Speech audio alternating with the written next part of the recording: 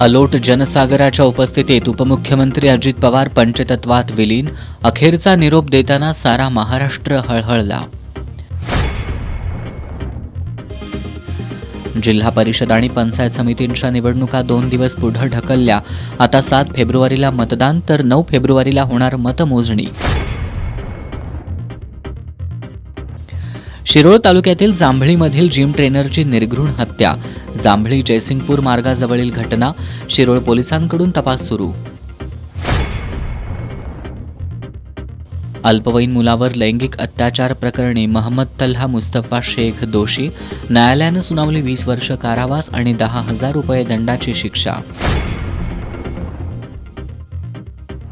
आणि Chhatrapati Shahu KSA football लीगमध्ये practice आणि वेताळमाळ संघांचे प्रतिस्पर्धी संघांवर विजय.